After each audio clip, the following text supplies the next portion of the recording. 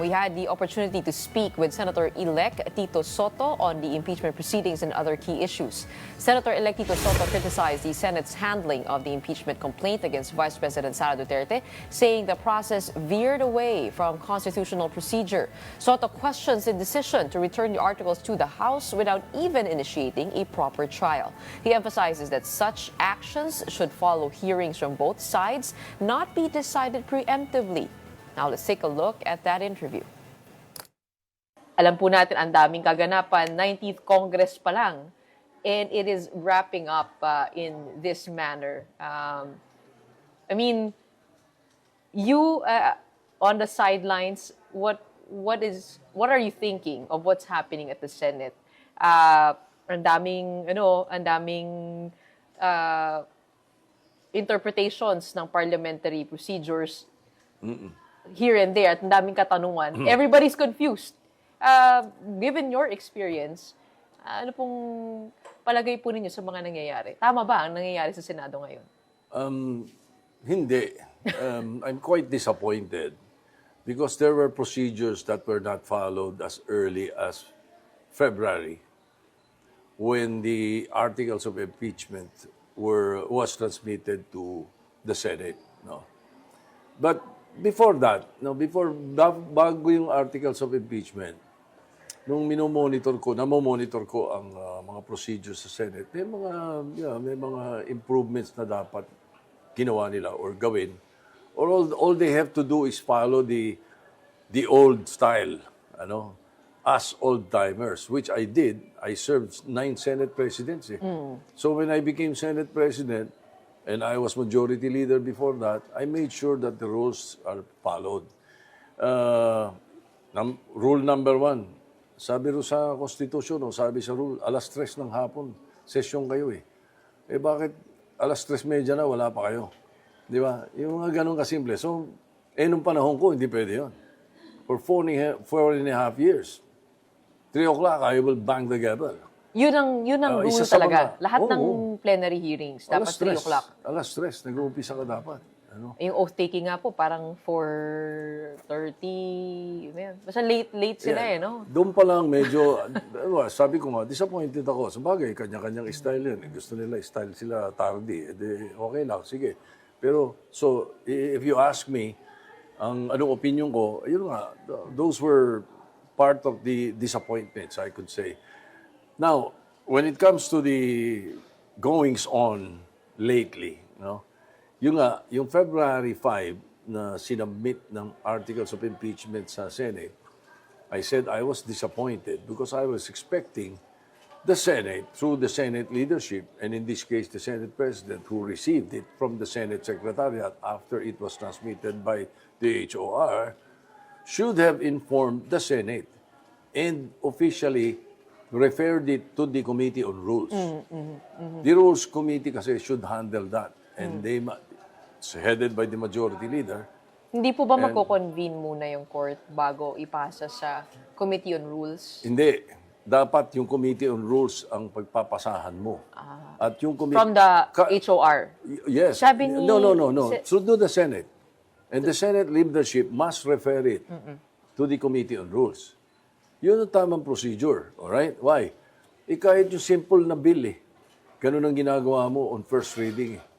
You will always refer it to the proper committee handling that particular bill.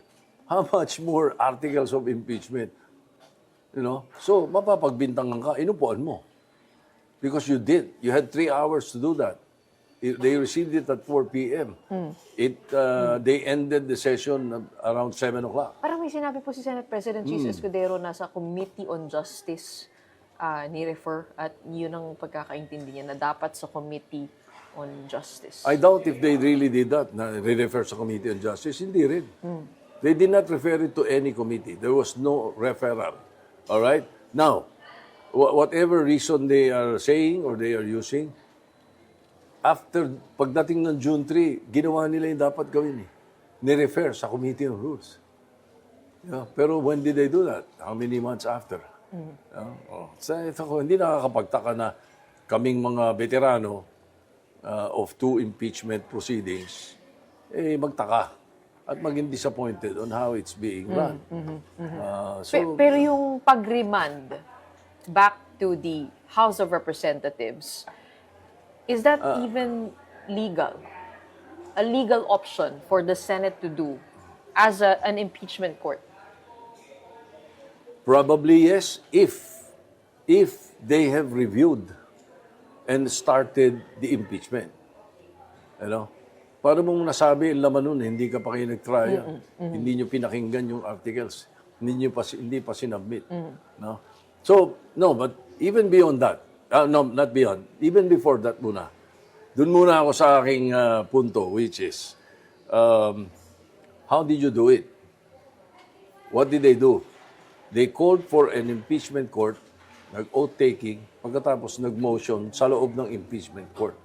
That is not done. A senator judge does not file a motion for a resolution. Look at the two other impeachments that we had. Look at the impeachments of the other countries. Walang ganon. They should have done it as a legislative body. Doon pa lang, iba na eh. Iba na yung ginawa eh. Tumawag muna ng impeachment court, pagkatapos parang gustong i-dismiss. Di ba? Pero naging remand. You know, let me set the record straight, by the way, no? I am not in favor of impeachment. I'm not also in favor. I'm not in favor. You know, I am, shall we say, neutral. Bakit? First of all, the Vice President is a friend of mine. Lalo na, the very dear friend of mine is the father. So, I can be very neutral in this. You know, I'm talking of proper procedures. That rules and procedures should be followed strictly in this case. Because nakataya dito, division of the country, nakataya dito the political career of the second highest official. Second highest official of the land. Kaya dapat yan, sinusunod lahat ng tama ng proper dapat gawin. Pero sabi po ni Senate President Cheese, yung proceed forthwith ay actually in-affirm to ni Associate Justice Adolf Ascuna na siyang sumulat nung forthwith na yung forthwith gives some wiggle room to have a reasonable form of delay. Kaya nga. Depende sa konteksto na Kaya pumapalibot dun sa impeachment. At according to him then, reasonable yung pag-delay dahil nga nasa gitna ng campaign season, magkakahalalan, at yung pag-delay nito after the elections was reasonable, and if they get to convene as a court at nabasa yung articles of impeachment at nasimulan yung pag-summon, the Senate President would have done his job already. Don't you agree with that? That there was reasonable delay? Reasonable delay kung nasa Committee on Rules na. Dapat nasunod yung forthwith and a reasonable delay kung pagkatanggap, ni-refer sa Committee on Rules. What can the Senate then do then? No? May campaign. So yun daw yung magiging delay. Pero makakakilos ang Committee on Rules. Makaka-review. Makaka-suggest sa legislative body, the Senate as a legislative body on what to do. Bakit nakapag-hearing sila? Bakit nakapag-hearing ng ilang beses si Senator Marcos at may mga hearing sila Senator Gatchalian? Di ba?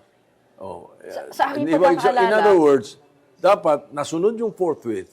Kung natanggap ng Senate President, ni-refer sa Committee on Rules, sabihin, ang Committee on Rules ngayon bahala kung ano gusto mong gawin dyan.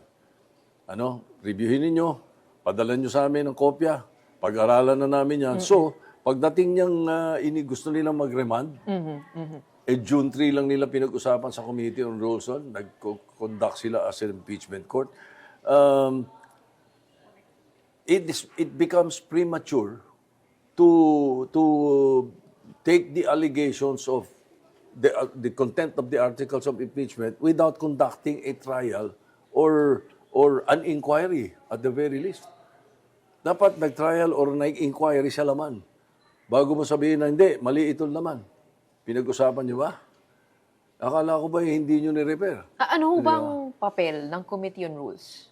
Because meron na pong Senate rules on impeachment, di po ba? Yes. But the Committee on Rules, in the Senate, is the number one committee. It is the most powerful committee kung tutuusin because that is the reason the chairman of the Committee on Rules is the majority leader. The Committee on Rules ang dinadaanan ng lahat. Dinadaanan ng lahat ng bills. Ang nag-i-schedule kung ano iti-take up for the day or the agenda is always the Committee on Rules. Kaya siya lagi ang pinagdadaanan. And then, what contributes to my disappointment pagdating sa ganito? Kasi yung majority leader, lahat na magsasalita sa floor, dapat dumadaan sa majority leader. It is the majority leader who always tells the Senate President who to recognize. It's very seldom, unless very in rare cases, that the Senate President calls for recognizes someone who is not being recognized by the majority leader. Especially kung nabanggit ang pangalan niya. Kung nabanggit ang pangalan niya, pwedeng tumayo yan ng hindi nagsasabi sa majority leader. But always, it's the Senate President should always ask the majority leader. The majority leader says, sino i-recognize? Nung isang gabi, nanonood ako kung sino-sino yung nagsasalita, nag-aagawan sa microphone. Nag-i-interrupt nga po. Oh. Asan yung majority leader? And why is the Senate President recognizing everyone? Just like that. Doon pa lang makikita mo. At saka masakit dito, they were in robes. That was the impeachment court that was happening. It is never done. The motions raised in the majority leader in the impeachment court is usually for adoption of proposed resolutions lang, motions regarding procedural matters only.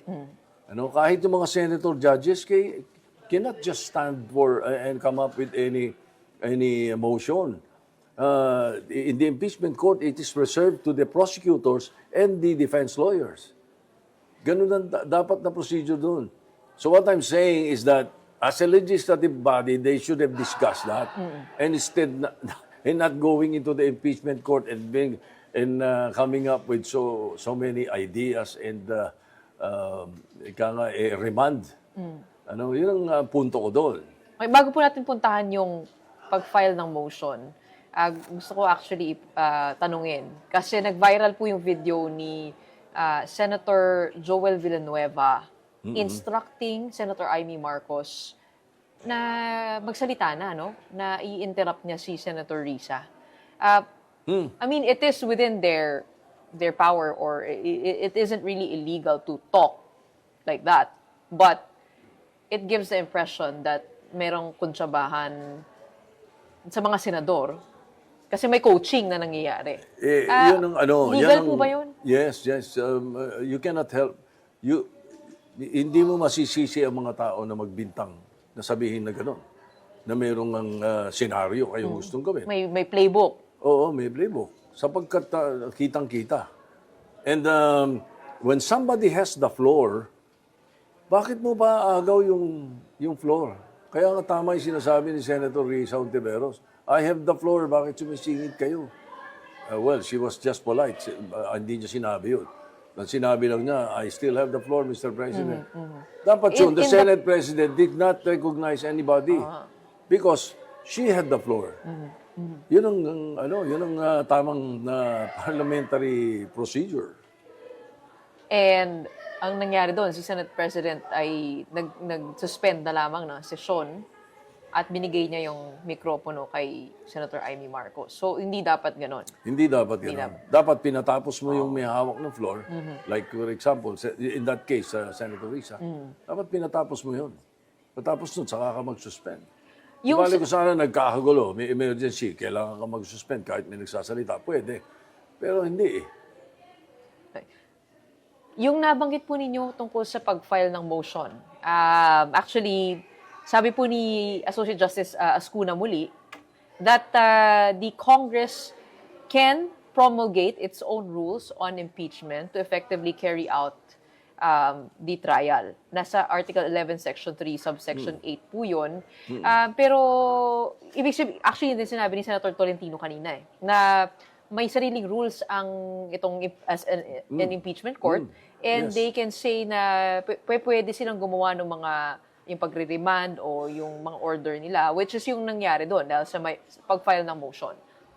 So ano po ba yung yung logic doon? So bakit Hindi bawal pa nila- mag-file ng motion? Hindi pa nila binabago yung rules eh.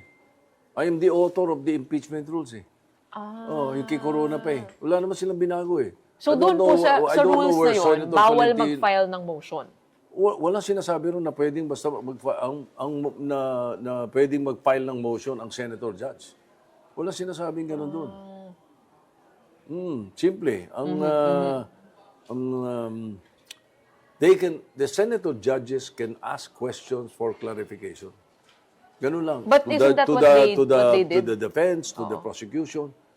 Hindi pa sila trial court eh. Ang nangyayari, nag-impeachment court, pero ang kilos parang legislative body. That is my point.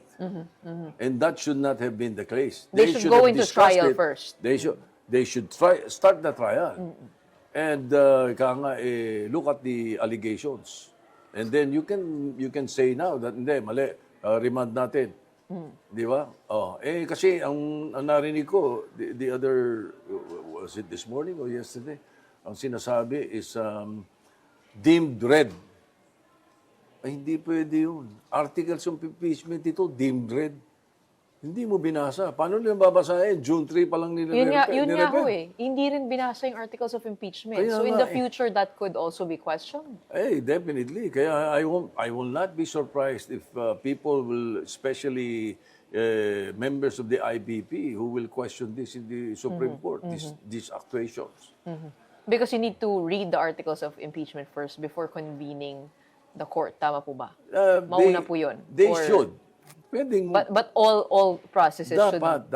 be, Kung ni-refer nga sa Committee on Rules, kasi agad yun, then pwedeng napag-aralan na kagad ng mga membro ng Committee on Rules. Dapat ganun ang naging procedure niya noong February na pa. meron ng nakalatag na kung anong gagawin. Oo, kasi kumbaga sa basketball, at ikaw yun Bago naman tayo maglaro. Ikaw naman nakakaintindi ka ikaw ay atleta. Kumbaga sa basketball, anong nangyari no isang araw, dinribble mo ng dinribble, nung matatapos na yung shot clock at saka mo pinasa. Pero walang shot clock po dito.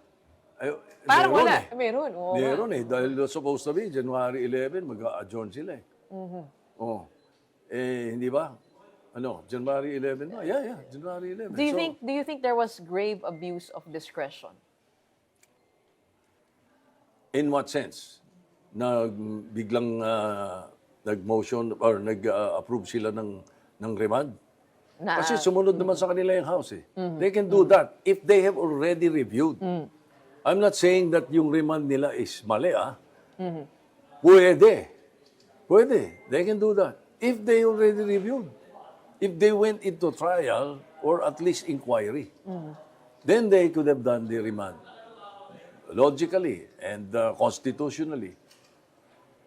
Yun ang pananaw ko. And I'm sure that is the opinion of many legal luminaries.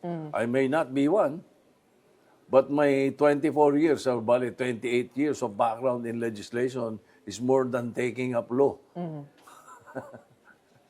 Parang di po kayo masyadong masaya sa pamamalakad ngayon sa Senado. Does it make you want to lead the Senate as Senate President again? If my colleagues will want me to lead, I will accept it. Now, whether I am elected a leader or not, my expertise and my track record will be used in the way the Senate is being run. Because I can always point out things that are wrong or procedures that are wrong when I am back there by July 28. Pero given po yung political headwinds, do you think that will sit in favor with the other senators? Do you think they will be in favor of that rather? Na kayo po ay talagang stick to the rules? Yeah, they have to.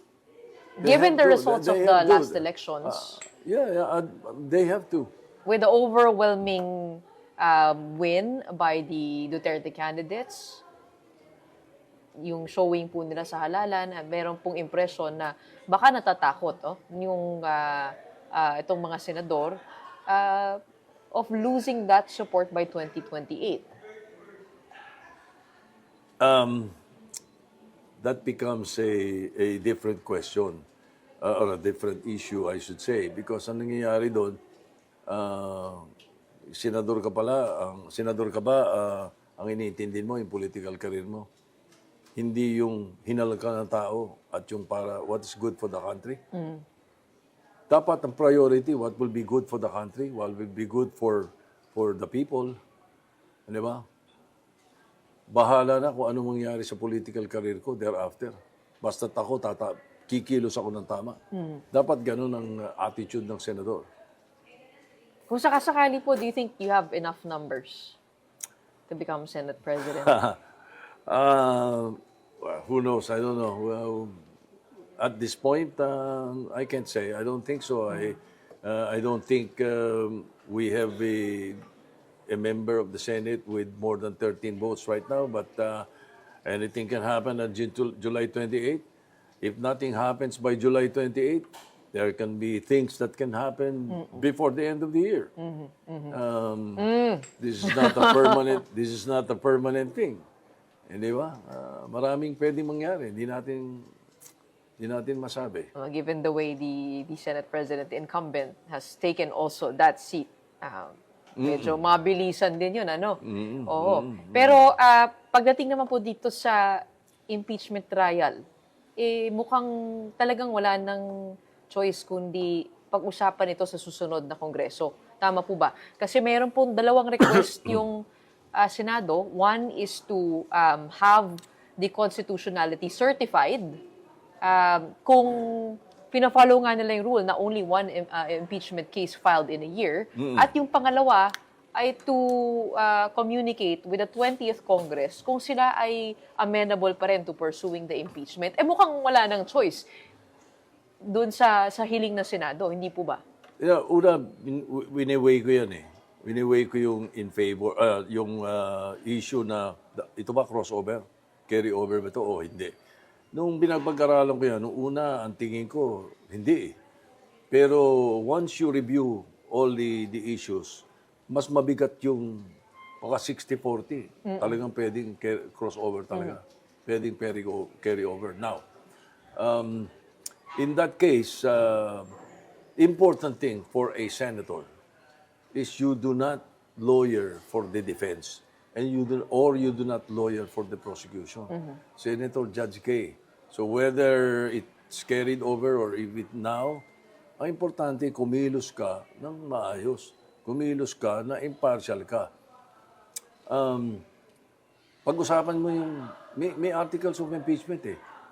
Yung sinasabi nila na yung 1-year ban, okay, ang pinipilit ng iba, kasi daw may nag-file noong December, di ba? May nag-file noong December, may sumunod na nag-file, puro December yan. Binibilang nila yun eh. Mali. Ang bilangin nila, yung sinubmit. Tignan nila muna yung konstitusyon.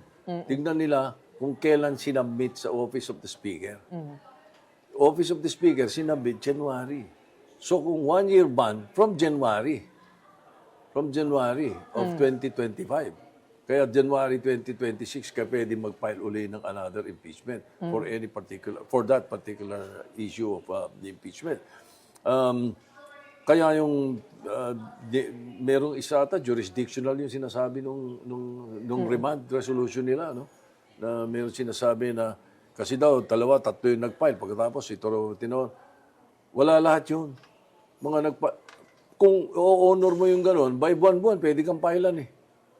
Hindi gano'n. Ang importante ron, nag-meeting yung Rules Committee nila, yung kung anong committee ang in charge sa kanila, at sinubmit nila sa Senate, sa Speaker.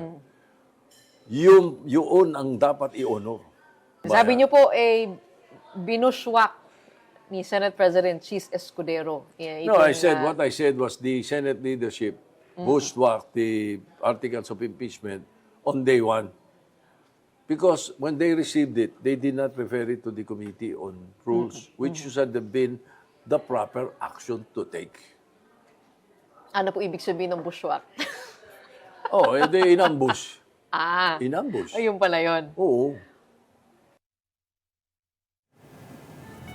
That was former Senate President and Senator-elect Tito Sotto, reacting to the recent happenings over at the Senate. He is set for a fifth historic term in the upcoming 20th Congress.